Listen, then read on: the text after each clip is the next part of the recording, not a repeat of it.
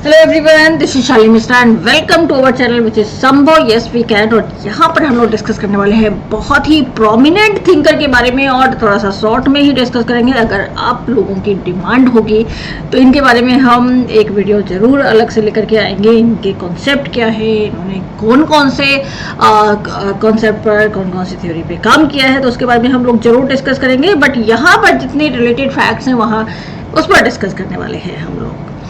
तो सबसे पहले मैं आपको बता दूं, जैसा कि आप लोग यहाँ पर देख सकते हैं कि संभव यस वी कैन आपका यूट्यूब चैनल तो है ही, साथ में संभव यस वी कैन ऐप भी है, जो कि जहाँ पर आपका कंप्लीट कोर्स रन कर रहा है। इस समय बहुत सारे स्टूडेंट्स ऑलरेडी यहाँ पर कनेक्टेड है हमसे। अगर आप लोग जुड़ना चाहते हैं तो बिल्कुल भी लेट ना करें। जो स्टूडेंट दिसंबर के लिए अपनी प्रिपरेशन कर रहे हैं और जेआरएफ लेकर के आना चाहते हैं तो वो लोग जरूर जुड़िए। और सोशियोलॉजी सब्जेक्ट का कंप्लीट कोर्स आपको मिल रहा है। यहाँ पर लाइव क्लासेस होती हैं डेली और साथ ही साथ में पीडीएफ नोट्स भी आपके लिए अवेलेबल है। तो और सिर्फ सबसे अच्छी बात क्या है कि सिर्फ और सिर्फ 999 में आपको ये कोर्स मिल रहा है, जो कि आपको कहीं नहीं मिलने वाला है। आप कहीं भी किसी भी प्लेटफॉर्म पर चले जाइए, आप देखिए 5, 6, 7, 8 है ना, इस तरीके से आपको मिल रहा है। बट यहाँ पर सिर्फ और सिर्फ 999 में ये कोर्स आपको मिल रहा है। तो कंप्लीट गाइडलाइन है आपके लिए इस ऐप पर। सो आज ही इस ऐप को डाउनलोड करें गूगल प्ले स्टोर पर जाकर के और हमारे साथ में जुड़ जाइए। तो चलिए फिर हम लोग बात करते हैं प्रोफेसर योगेंद्र सिंह के बारे में कि उनका क्या योगदान रहा है समाजशास्त्र के अंदर। सो जैसे कि हम देखते हैं कि एमिनेंट कंट्रीब्यूटर के रूप में है, सोशल साइंस में विशेष अपना महत्वपूर्ण योगदान देने वाले हमारे समाजशास्त्री हैं योगेंद्र सिंह। तो थोड़ा सा पहले हम देख लेते हैं कि इनका इंट्रोडक्शन क्या है। सो इंडियन सोशोलॉजिस्ट हैं, basically Indian sociologist. Yogendra Singh was born on 2nd November 1932 in जमींदार family of in Basti district UP. तो ये यूपी के हैं और बस्ती में इनका जन्म हुआ। He acquired his master and PhD degree from Lucknow university. तो लखनऊ यूनिवर्सिटी से इन्होंने अपना जो मास्टर डिग्री है वो ली हुई है एंड पीएचडी भी यहीं से की हुई है। He was professor of sociology at JNU में इन्होंने ये प्रोफेसर रहे हैं न्यू दिल्ली सिंस 1971 से। And Yogendra Singh was founder of centre for the study of social system JNU. So he was part of research advisory committee of planning commission and ICSSR। ये कुछ important facts हैं जो आप बिल्कुल ध्यान में रखेंगे, इसलिए मैंने यहाँ पे मेंशन कर दिए, जिससे कि आप लोगों को बिल्कुल भी किसी भी प्रकार की कोई भी दिक्कत ना हो। तो इनसे रिलेटेड जितने भी फैक्ट्स हैं आप यहाँ पर देखेंगे। And he also acted as a president of Indian Sociological Society. President के रूप में भी इन्होंने काम किया इंडियन सोशियोलॉजिकल सोसाइटी के अंदर। And he has contributed a lot in field of sociology and anthropology. तो इनका जो योगदान है हमें बहुत हद तक ही देखने को मिलता है। अभी देखिए, जाहिर सी बात है कि अभी आज के अगर थिंकर्स की बात की जाए तो थोड़ा थोड़ा हम लोगों को भी क्रेज होता है ना जानने का कि आखिर जो सोशियोलॉजिस्ट के बारे में हम लोग पढ़ते हैं और जिन्होंने अपने कॉन्सेप्ट दिए हैं, थ्योरीज दिए, तो आखिर आप ये सोचिए कि हमारे बीच में रहे ये 2020 तक। सो ही पासेस अवे इन May 2020 में 2020 में इनका निधन हो गया। और इनका जो योगदान है वो बहुत बहुत प्रोमिनेंट है अपने फॉर्म में। अगर देखा जाए बहुत ही प्रोमिनेंट थिंकर के रूप में जाने जाते हैं योगेंद्र सिंह। तो योगेंद्र सिंह का क्या वर्क रहा है? Yogendra Singh is not a functionalist, not a Marxist. ये कोई प्रकार्यवादी नहीं थे, ये कोई मार्क्सवादी नहीं थे। इनका जो कार्य है ये अपने आप में देखा जाए तो ये बिल्कुल ही अलग रहा। इन्होंने एक इंटीग्रेटेड जो कहा जाए कि इंटीग्रेटेड अप्रोच अपनाया हमारे समाजशास्त्र के अंदर। तो ये इनका एक प्रमुख योगदान देखा जाएगा। So he used an integrated approach to study and analyse social stratification. Social stratification को समझने के लिए सोशल या मॉडर्नाइजेशन की बात की जाए, आधुनिकीकरण की बात की जाए, या फिर ट्रांसफॉर्मेशन ऑफ इंडियन सोसाइटी की बात की जाए, तो इन्होंने हर एक में देखा जाए तो इन्होंने इंटीग्रेटेड अप्रोच को अपनाया स्टडी के अंदर। सो नेक्स्ट देखते हैं क्या है। और सबसे इम्पोर्टेंट पार्ट है, जो आप लोग परेशान होते हैं कि आखिर मैम कहाँ से पढ़े बुक्स वगैरह, तो बुक्स वगैरह सब कुछ यहाँ पे मेंशन कर दी है हमने आप लोगों के लिए। सो हिज जो मेन जो इम्पोर्टेंट वर्क है वो कौन कौन से हैं, तो सबसे पहले जो बुक है वो हम देखते हैं मॉडर्नाइजेशन ऑफ इंडियन ट्रेडिशन, और सबसे ज़्यादा इम्पोर्टेंट बुक के रूप में जानी जाती है। सो 1973 में इनकी बुक ये आई थी। एसेस इन मॉडर्नाइजेशन जो कि आई थी 1977 में। Social stratification and social change in India जो कि 1978 में आई थी। Image of man, ideology and theory in Indian sociology 1984 में आई। Indian sociology, social conditioning and emerging concern, ये 1987 में इनकी बुक आई। द सोशियोलॉजी ऑफ कल्चर 1991 में आई। Culture change in India, identity and globalisation 2000 में आई। Ideology and theory in Indian sociology 2004 में आई। तो ये बुक्स हैं, इसके अलावा कुछ बुक्स और हैं, देख लेते हैं। So social aspect of social scientific and technology revolution, तो ये को ऑथर के रूप में इन्होंने काम किया था इसमें, social aspect of scientific and technology revolution में 1978 में ये बुक आई थी। And sociology of non violence and peace, ये भी इसमें भी इन्होंने को ऑथर के रूप में ही काम किया। सो ये 1968 में आई थी। ट्रेडिशन ऑफ नॉन वायलेंस को ऑथर के रूप में रहे, ये 1972 में आई। द सोशियोलॉजी ऑफ कल्चर, ये इसमें भी इन्होंने को ऑथर के रूप में काम किया, जो कि 1991 में आई थी। Towards the sociology of culture in India, को एडिटर के रूप में इन्होंने काम किया, जो कि 1965 में आई थी। एंड 14 नंबर पर देखें जो लास्ट इनकी बुक है, for a sociology of India, को एडिटर के रूप में रहे 1967 में इनकी बुक आई है ये। तो जैसा कि हम जानते हैं कि योगेंद्र सिंह अगर देखा जाए उत्तर औपनिवेशिक भारत में भारत के प्रख्यात समाजशास्त्रियों में से एक रहे हैं। ये सामाजिक स्तरीकरण की बात करते हैं, सामाजिक परिवर्तन की बात करते हैं, सामाजिक निरंतरता की बात करते हैं। भारतीय समाजशास्त्र हो या फिर आधुनिकीकरण हो या सांस्कृतिक परिवर्तन जैसी अवधारणा पर भारतीय समाजशास्त्र में अग्रणी काम करने के लिए ये हमारे जो थिंकर हैं ये जाने जाते हैं। इन्होंने अपना जो ये बौद्धिक या एकेडमिक फील्ड में इनका जो योगदान है बहुत ही महत्वपूर्ण रहा है। बहुत ही प्रतिष्ठित व्यक्ति के रूप में जाने जाते थे। उनके लेखन में, विषयों में अगर देखा जाए तो दृष्टिकोण अगर उनका देखा जाए तो बहुत ही विविधता लिए हुए है। और क्योंकि जाहिर सी बात है कि वो बहुत इंटरेस्ट के साथ में काम करते थे। प्रोफेसर सिंह ने आधुनिकता और परंपरा, मॉडर्नाइजेशन एंड ट्रेडिशन की बात की जाए तो उसके अध्ययन और विवेचन का नेतृत्व किया। उनके काम का एक बहुत बड़ा हिस्सा अगर देखा जाए तो आधुनिकता, परंपरा और सामाजिक स्तरीकरण से ही संबंधित है।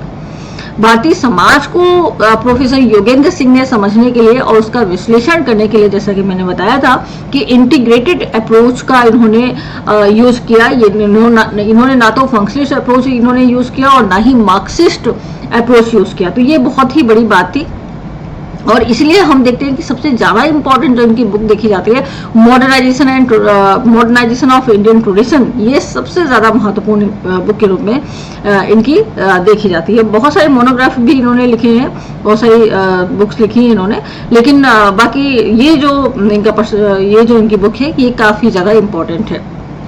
ठीक है, इनके बारे में हम डिटेल में बात करेंगे, लेकिन यहाँ पर चूंकि मैं फैक्ट्स ज़्यादा लेकर के आई हूँ तो आप लोगों के लिए ये अलग से मैं ज़रूर एक वीडियो बनाऊंगी जिसमें इनसे रिलेटेड जितनी डिटेल इन्फॉर्मेशन है वो रहेगी। सो जो भी इन्होंने अपना राइटिंग किया है, जो भी इन्होंने लिखा है, जो भी इनका वर्क है, उसमें क्या क्या चीज़ें शामिल है जो हम डिस्कस कर रहे थे अभी, क्या क्या चीजें शामिल है। तो आप देख सकते हैं कि सामाजिक स्तरीकरण पर मेन इनका फोकस था, मॉडर्नाइजेशन यानी कि आधुनिकीकरण पर इनका मेन फोकस था, सोशल चेंज पर इन्होंने बात की, इन्होंने कल्चरल चेंज पे बात की, इन्होंने इंडियन सोशियोलॉजी पे बात की, इन्होंने ग्लोबलाइजेशन पे भी बात की थी, उसको मेंशन कर लीजिएगा। ठीक है, तो सोशल स्ट्राटिफिकेशन हो गया, मॉडर्नाइजेशन हो गया, सोशल चेंज हो गया, कल्चरल चेंज हो गया एंड इंडियन सोशियोलॉजी। साथ ही साथ में आप जाहिर सी बात है इंडियन सोशियोलॉजी की बात है तो यहाँ पे रूरल सोशियोलॉजी भी आ ही जाएगा, रूरल जो कम्युनिटी है वो आ ही जाएगी। सोशल स्ट्राटिफिकेशन यानी कि सामाजिक स्तरीकरण पर अगर देखा जाए तो योगेंद्र सिंह की जो विचारधारा है वो क्या है, तो doctor Yogendra Singh has analyse the study on social stratification and social change conducted in the 1950 and in the 1970s। तो ये दशक ऐसा था जिसमें योगेंद्र सिंह ने सोशल स्ट्राटिफिकेशन पर फोकस किया और सोशल स्ट्राटिफिकेशन को जब उन्होंने देखा तो इन्होंने जैसे जिस तरीके से देखा जा रहा था था। अभी तक जो जितने भी समाजशास्त्री थे जिस तरीके से समाज को देख रहे थे, तो उससे थोड़ा सा हट करके योगेंद्र सिंह ने इस पर अपनी नजर डाली। So doctor Y Singh means Yogendra Singh ने 1977 में review the trend of sociology of social stratification on India, focusing upon some of these specific structural units of stratification. इन्होंने किन किन चीजों पे फोकस किया, तो उन्होंने कहा कि भाई यहाँ पे हमें कास्ट सिस्टम भी देखने को मिलता है और यहाँ पे हमें क्लास स्ट्रक्चर भी देखने को मिलता है, class structure and social stratification भी देखने को मिलता है। तो जाहिर सी बात है कि भारतीय सामाजिक व्यवस्था को अगर हम डीपली समझना चाहें, इसको और ज्यादा बेहतर रूप से अगर हम समझना चाहें, तो हम देखते हैं कि हमारे यहाँ पहले वर्ण सिस्टम था, वर्ण सिस्टम से इमर्ज होकर के हमारा कास्ट सिस्टम आया और कास्ट सिस्टम के साथ साथ में हमें अब क्लास सिस्टम भी देखने को मिलता ही है। तो सिंह ने 1950 और 70 के दशक में क्या किया, सामाजिक अस्थिरीकरण, सामाजिक परिवर्तन पर अपना अध्ययन किया और उसका विश्लेषण किया।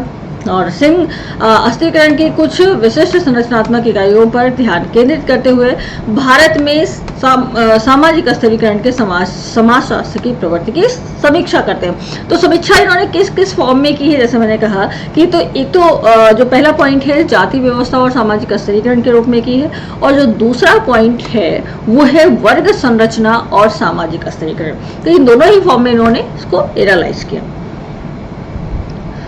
Caste system and social stratification के बारे में क्या विचार है योगेंद्र सिंह का, तो यहाँ पर हम देखें तो Singh conducted a study of caste and power structure in rural society. तो उन्होंने यहाँ पर देखा कि जाति और शक्ति संरचना किस तरीके से हमारे गाँव में बनी हुई है। अगर ग्रामीण संबंधों को देखा जाए, अगर ग्रामीण समाज को स्टडी किया जाए, तो यहाँ पर जाति और शक्ति संरचना का जो संबंध है वो विशेष है। So his study of caste and its changing forms and function refers to the implication of the system for Indian social stratification. It is not meant to be a review of caste studies as such. तो हमने देखा कि जाति अब बदल रही है, ठीक है। आधुनिकीकरण के फलस्वरूप अगर देखा जाए, आधुनिकता के फलस्वरूप अगर देखा जाए, तो जाति का जो स्वरूप है वो अब बदल रहा है। अब वो ऐसा नहीं है जिस तरीके से प्रेजेंट किया जा रहा था अभी तक। अभी चूंकि हमारी जो सिस्टम है वो चेंज हो रहा है, सामाजिक व्यवस्था हमारी बदल रही है धीरे धीरे करके, ग्रेजुअली हम चेंज हो रहे हैं। तो जाहिर सी बात है कि जो कास्ट सिस्टम है उसमें भी कहीं ना कहीं ढीलापन आ रहा है, उसमें भी चेंजेस आ रहा है। तो उस चेंजेस को किस तरीके से देखा जाए, तो इस पर काम किया गया है योगेंद्र सिंह के द्वारा। तो जाति और उसके बदलते रूपों और कार्यों का उनका अध्ययन भारतीय सामाजिक अस्थिरीकरण की प्रणाली के निहितार्थ को संदर्भित करता है। ये बहुत ही महत्वपूर्ण लाइन है, यहाँ पर ध्यान दीजिएगा। तो इन्होंने कोई कास्ट सिस्टम को स्टडी करने बल्कि कास्ट सिस्टम चेंज हो रहा है उस पर बात की। उसके बाद में इन्होंने क्लास स्ट्रक्चर पे बात की।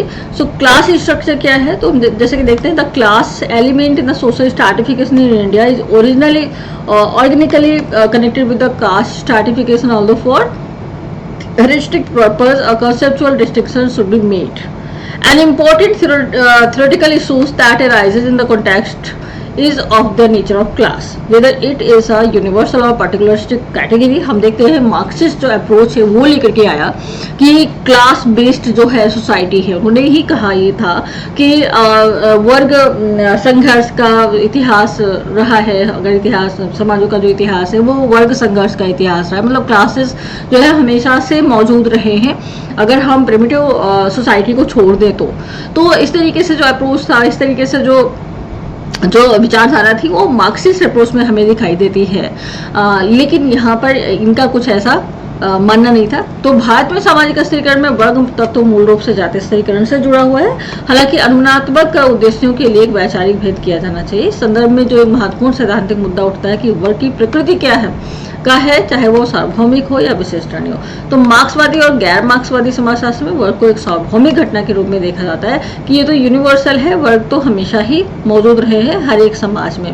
तो योगेंद्र सिंह क्या पाते हैं, so Yogendra Singh find that a series of overlapping और intermediatory structural form exist in India that range from caste ethnic group to class without having been individually crystallised. तो भारत में ओवरलैपिंग या मध्यस्थ संरचनात्मक रूपों की एक श्रृंखला मौजूद है। ओवरलैप करती हैं चीजें एक दूसरे को। जाति व्यवस्था भी है, हम ये नहीं कह सकते कि जाति व्यवस्था पूरी तरीके से खत्म हो गई है, या फिर हम ये भी नहीं कह सकते कि पूरी तरीके से जो वर्ग व्यवस्था है वो आ गई है या उसने जाति व्यवस्था को पूरी तरीके से खत्म करके अपना स्थान बना लिया है। तो या वर्ग व्यवस्था है ही नहीं, ये हम नहीं कह सकते। तो हम ये देख रहे हैं आज के संदर्भ में अगर देखा जाए तो जाति व्यवस्था भी है और साथ ही साथ में वर्ग व्यवस्था भी है, मतलब class system and caste system दोनों ही साथ साथ चल रहे हैं एक श्रृंखला के रूप में। तो जातीय समूह से लेकर के वर्ग तक की हमें दिखाई दे रही है, ऐसा मानना है योगेंद्र सिंह का। योगेंद्र सिंह का जो सबसे ज्यादा महत्वपूर्ण काम आप देखेंगे वो ये कि सोशल चेंज पर जो इन्होंने काम किया है, तो सोशल चेंज को इन्होंने किस किस फॉर्म में देखा है। तो Singh discuss social change as ideology, इन्होंने एक विचारधारा के रूप में सामाजिक परिवर्तन को देखा है। He said Sanskritisation and westernisation is a truth asserting concept, ये वास्तव में अगर देखा जाए तो कहीं ना कहीं सत्य को प्रकट करने वाले हमारे कॉन्सेप्ट हैं। And all the concept are characterised by Singh like, तो इन्होंने जिस तरीके से कॉन्सेप्ट को रखा, उनका संस्कृताइजेशन की जो प्रोसेस है, यस अगर सोशल चेंज में अगर देखी जाए तो ये सारी चीज़ें मौजूद हैं, ठीक है। सोशल चेंज की जो अंदर जो प्रोसेस है वो किस फॉर्म में हो रही है, तो संस्कृताइजेशन के फॉर्म में हो रही है, वेस्टर्नाइजेशन के फॉर्म में हो रही है, पैरोक्लाइजेशन के फॉर्म में हो रही है, universalisation, rural urban continuum, little and क्रिएटिविजेशन एटसेट्रा।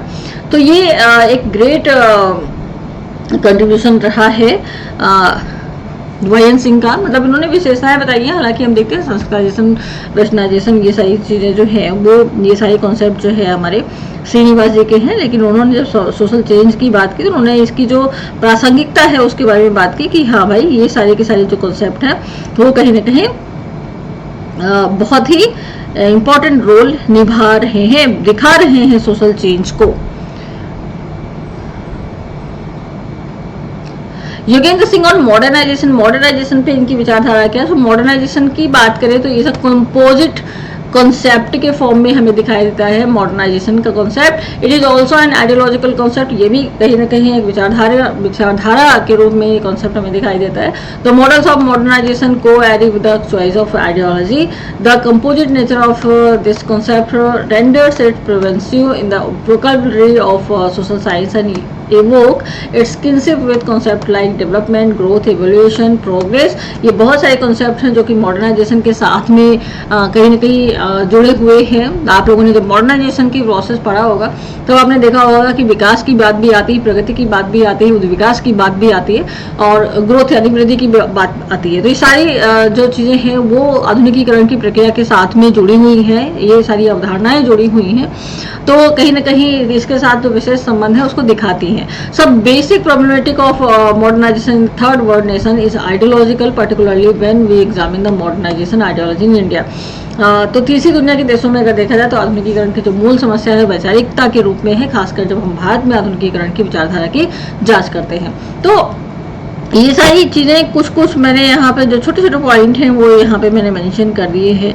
आप लोगों को मुझे कमेंट करके ये बताना है, कंप्लीट तो मैं नहीं कह सकती ये कंप्लीट यहाँ पर आपको पूरा सिनेरियो मिल गया ऐसा कुछ नहीं है, लेकिन हाँ आई होप आपको मतलब एक ओवरव्यू मिल गया होगा कि योगेंद्र सिंह ने कौन कौन से कॉन्सेप्ट पे अपनी विचारधारा रखी हुई है। अगर आप लोग सजेस्ट करेंगे नेक्स्ट वीडियो जरूर आएगा कि उनके क्या क्या उनके कॉन्सेप्ट रहे हैं और डिटेल में भी मैं जरूर डिस्कस करूंगी। तो इस तरीके से वीडियो आते रहेंगे।